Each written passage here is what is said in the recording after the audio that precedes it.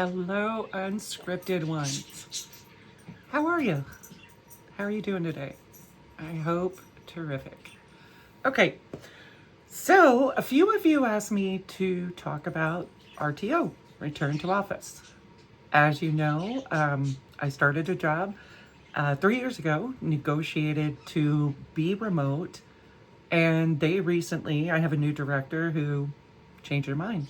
Decided, nope, you need to be in the office. So I'm going to give you my thoughts. Today, I drove to the office. First of all, one of the most unproductive days I've had in 3 years because I drove to the office. My morning meetings got cut short. I was in a rush.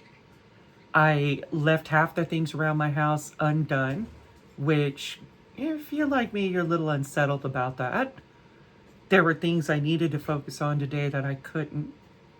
Spent an hour and a half to get to the office, only to drive around 3 parking lots, like parking garages, for 30 minutes trying to find a spot. Okay, I know. Some people are like, oh, take the bus. I don't like the bus. I don't like trains. I don't like people behind me. I don't like people touching me unless I want them to touch me. And then I don't mind at all. But in this instance, I do. So bus, train, plane, not an option. I'm in my car. Remember, Southern girl, we always had cars. You drive up to the building, you get out, you walk inside, and you work. You don't have to worry about finding a parking place or paying an exorbitant amount for that parking place, such as the parking garage in the building I work at. If I get there before 8 a.m., it's $20 for the day. $17, they sometimes give me a break. If I get there after 8 a.m. and only stay for 2 hours, it's $17. So, yeah, now you get a budget for parking, food, fees, and everything else downtown. So that's weighing on my mind as I start my commute.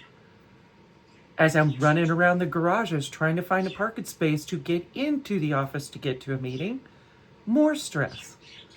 So by the time I get into the building, I'm tense, I'm stressed, I haven't had a good morning, no time to work out, breakfast, no. I mean, it's 3:35 and I've had a cup of water today. Another benefit of return to the office? I don't think so. So far, mental state has diminished, care for myself has diminished, care for others has diminished, all as a result to driving to the office. Once I got to the office, oh my God, you make bonding relationships. It's so amazing. The collaboration is terrific. Oh my God, I just want to hug myself. No, none of that happened. As a matter of fact, I walked around the building 3 times. Everyone is in a corner. They're all like this, trying to hide, to be on their meetings, to have an ounce of privacy, to have it quiet, to have it the way they want it to be while they're on their meetings. No one's thinking about that on return to office. Jump into a room. Now let's keep going on this direction. So we're told return to the office, you'll make meaningful relationships. Let's be honest, the only person that I talked to today and had a connection with was the lady in the garage trying to help me figure out why the scanner was not scanning the code on my ticket. That was a meaningful conversation I had today. My entire team's in a different country. Majority, or a different state. So there was nobody to sit and talk with. It was pointless. Then I hear these companies talk about carbon footprint, going green, focusing on the environment, taking care of things. How can you put one side of your face saying you care about carbon footprint or being green or the planet, and with the other side of your face tell the people they have to return to office if they're within 50 miles? So many things I'd like to say, but all of them start and end with a curse word to the people who think this is a good idea. Now let's talk about what it really is. Let's have that conversation. Guilt, fear. Those are the two reasons you have people returning to the office. And let's not forget the most important one. Are you ready for it? Greed. Greed trumps guilt. Really does. How? Because there are people who are greedy, who are worried about mortgages and the fees that people are going to charge and all of the financial portion of going to the office that has nothing to do with the individuals or the people. Greed is insisting you drive 50 miles with the wear and tear on your vehicle and on yourself to go sit in an office so they can do head count, so they can get tax write-offs. Let's be honest. Now in Seattle, if you mandate people to return to the office and you can prove they went to the office, you get a tax break for building, like improvements, new seats, new floors, new asses in seats. Yeah, those things. So the company's getting a tax write-off so you can suffer. Nice. $15 billion company. When is it enough? When are the people more important? Now, a lot of companies say, we put people first, the whole person, the entire person. I can read off about 50 different company mottos that have, or visions that have person somewhere in it. Let me tell you something. You're full of shit. Your vision's full of shit. You're full of shit. Your company's full of shit. All of you are full of shit. Because if you are requiring people to return to the office who don't want to go, forcing them to pay additional amount and lose a huge portion of their life, also you can be comfortable that you're getting a little extra tax deduction, you suck. Now there's the other side, the fear and guilt of the managers who are afraid, what if they're not working?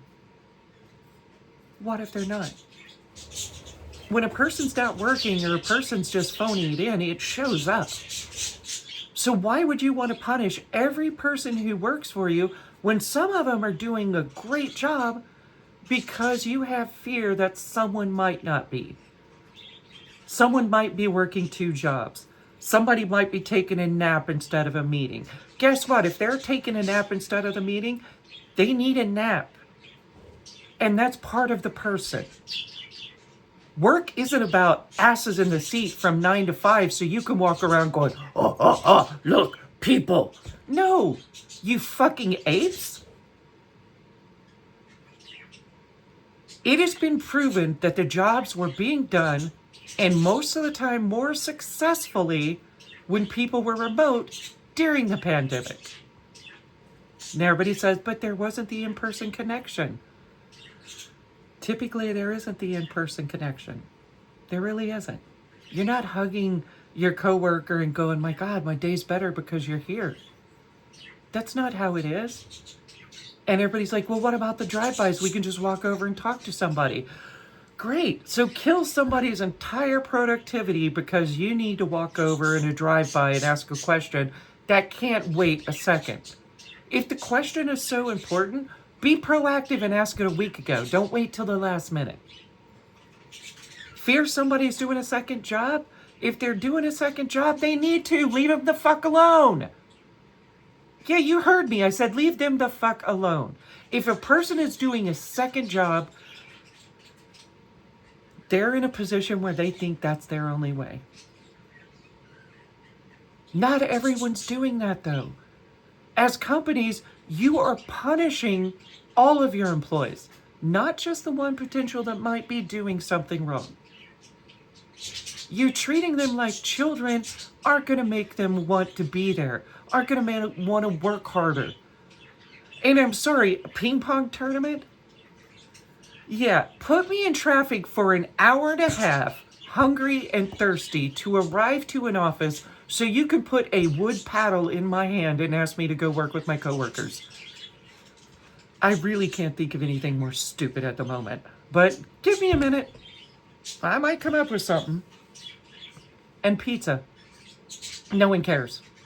We don't care about your pizza. We don't care about your ping pong. We care about our life. We want to go to work, get paid, go home with no drama, no bullshit, no stupid commutes to work to sit in a corner and try to have a minute's privacy. And if you're a company that thinks that's what you need to be successful, that's sad. It's real sad, because there's a lot of companies out there that are fully remote and they're doing it right. And things are more productive and people are happier.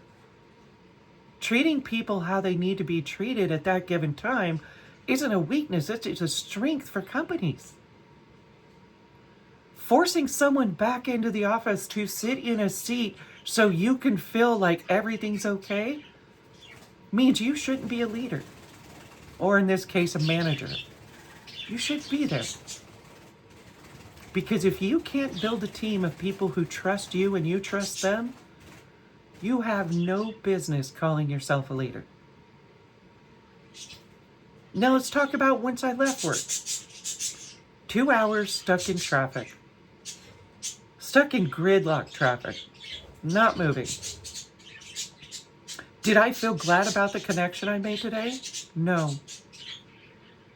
Did I feel positive and happy about going home? No. No. I felt like I was being suffocated. Well, whatever. You know I'm not editing shit, so if I make a mistake, it is a mistake, because that is what life is. We make a mistake and we keep going. I felt suffocated. I felt bound in that car.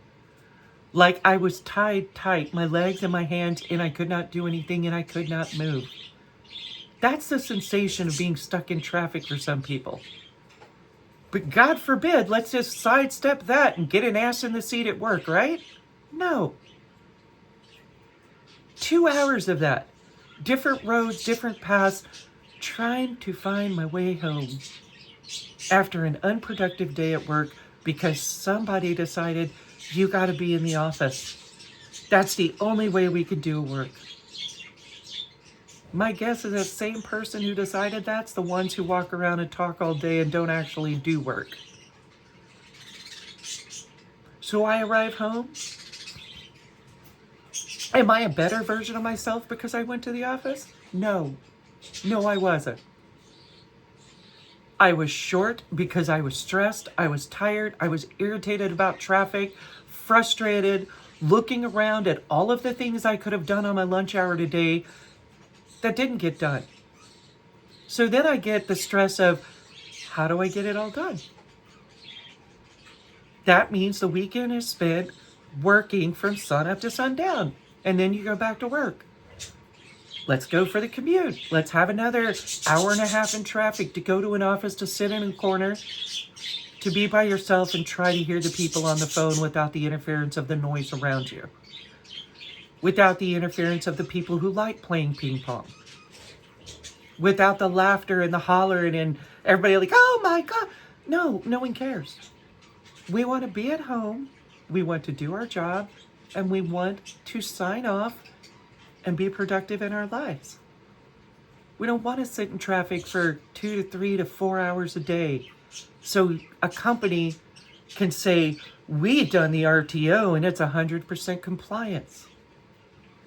Those people don't trust your company. They don't care about your company at this point because you marginalize them.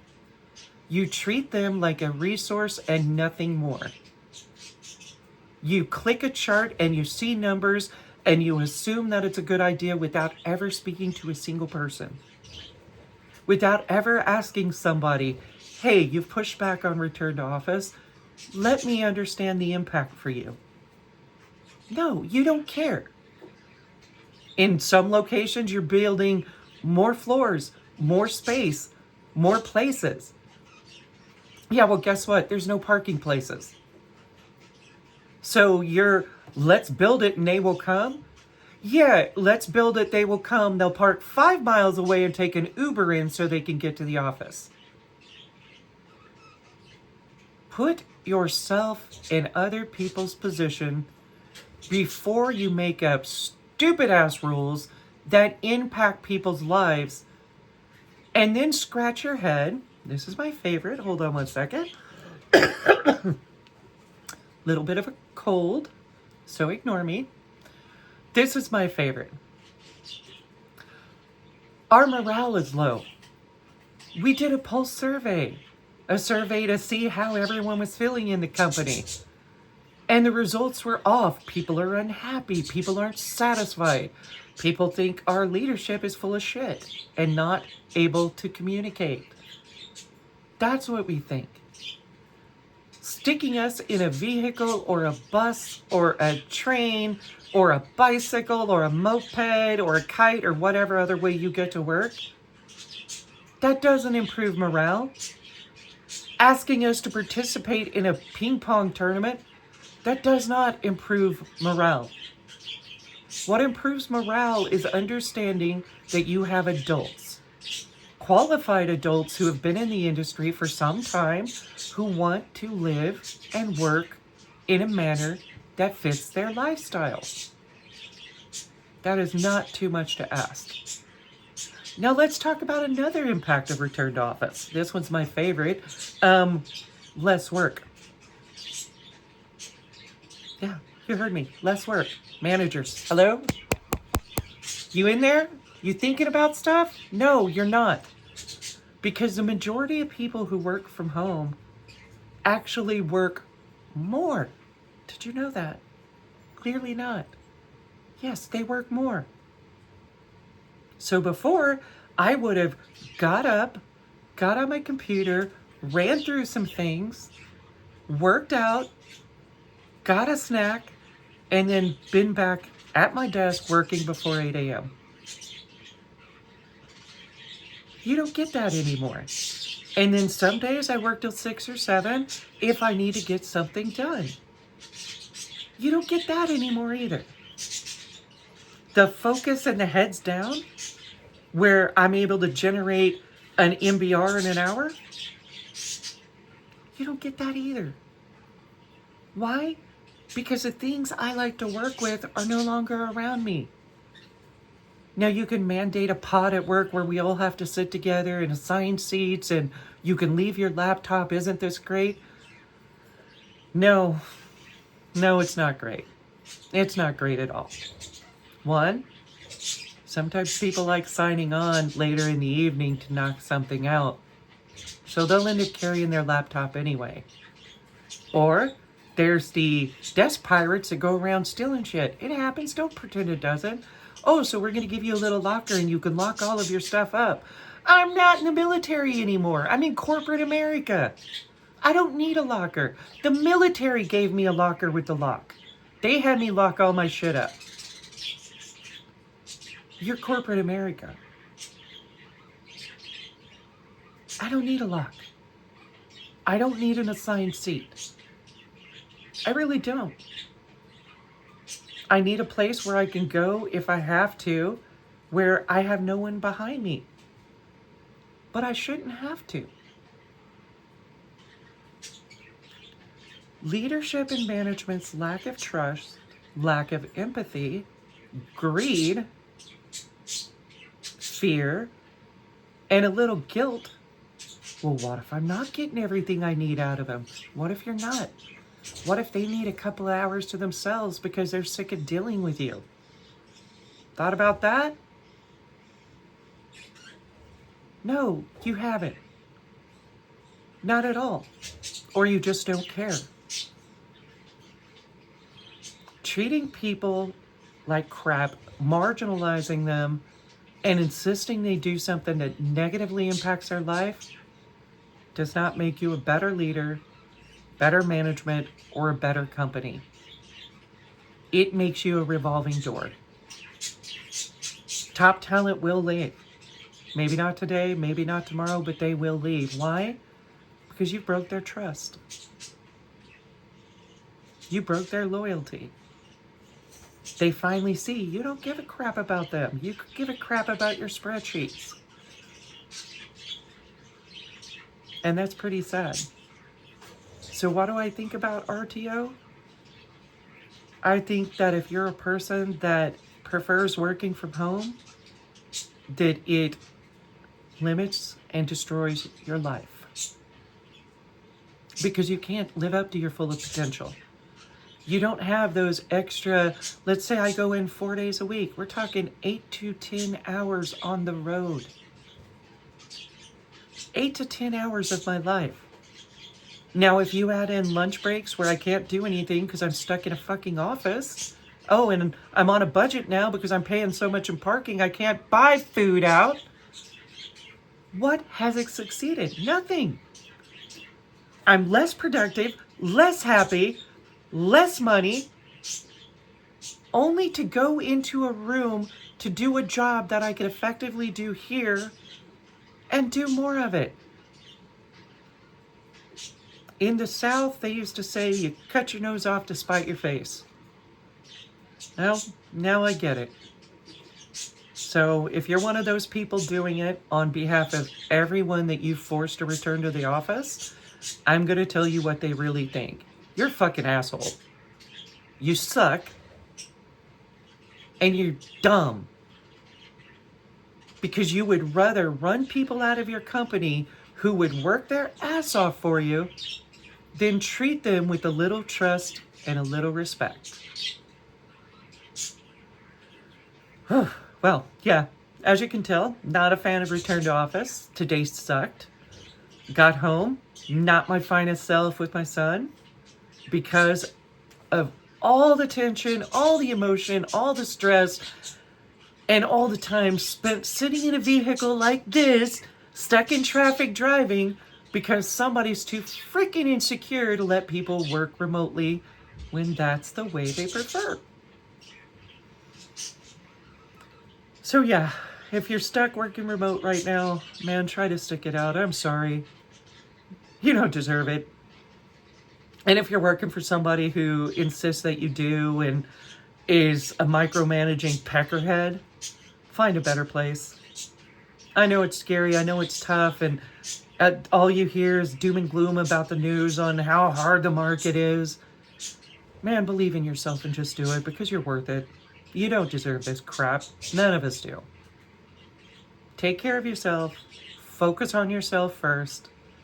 Peace out from Unscripted.